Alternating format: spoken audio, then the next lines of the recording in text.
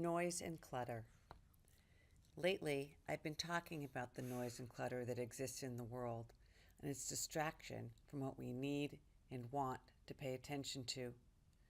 The ruse of loudness and the promise of possessions has let our eyes and minds veer from our priorities. I have a vivid memory of my mother standing in the doorway of my teenage, trinket, troll-laden bedroom asking, "How can you think in all this clutter?" Well, she was right, and my mind wandered and my eyes surveyed not the homework I was to focus on, but on the stuff that surrounded me. Recently, a dear friend, Alan Story, who describes himself as a gospel storyteller, said in his Sunday sermon, "The devil is the cacophony of noises within ourselves." And he went on to explain that the word devil in Greek means deceiver, and that we are wrestling within ourselves for the truth. People who can jump from point A to point Z faster than the rest of us have always impressed me.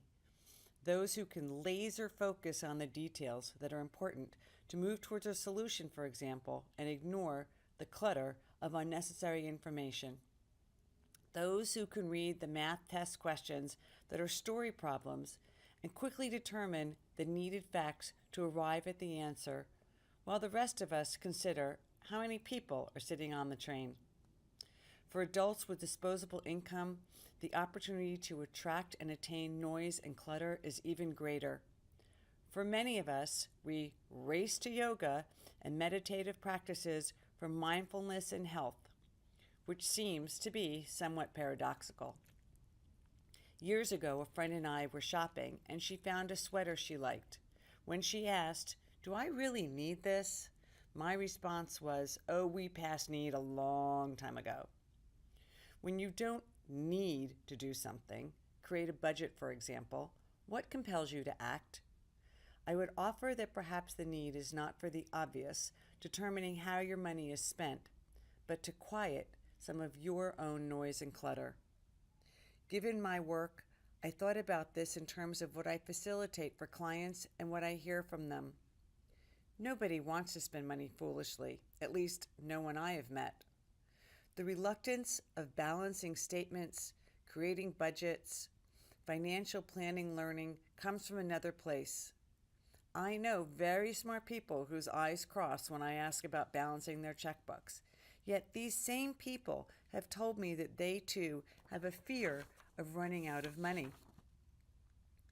The lack of understanding your financial picture, when that unknowing weighs on your mind, generates excess noise in your life. Our inner bag lady feasts on noise and clutter as she spins the wheels in our heads. Between my tinnitus and my bag lady, I already have way too much noise in my head, even before the rest of the world descends upon me. How often have you walked into a grocery store without a list, roamed the aisles, and walked out with more items than you expected to buy? Creating a budget, reconciling your accounts, is very much like creating your shopping list. You allow yourself the time to think about what you want and need. You check your pantry for what you already have and what is almost gone or is already missing. On some level, it is not more complicated than that. In the quest to declutter and quiet, I offer some helpful ways to reconcile wants versus needs and reduce the bag lady volume. Here we go.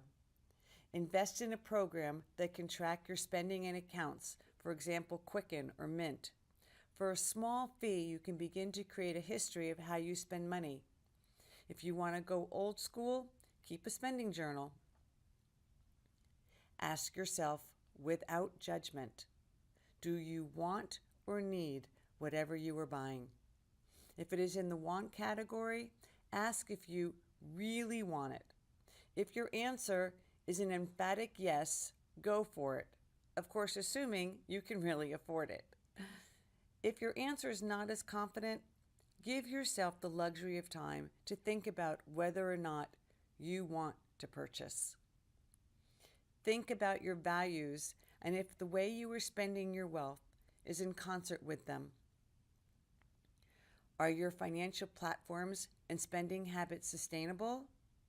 An accountant or financial planner can help forecast your financial life plan. Take a look at your account statements.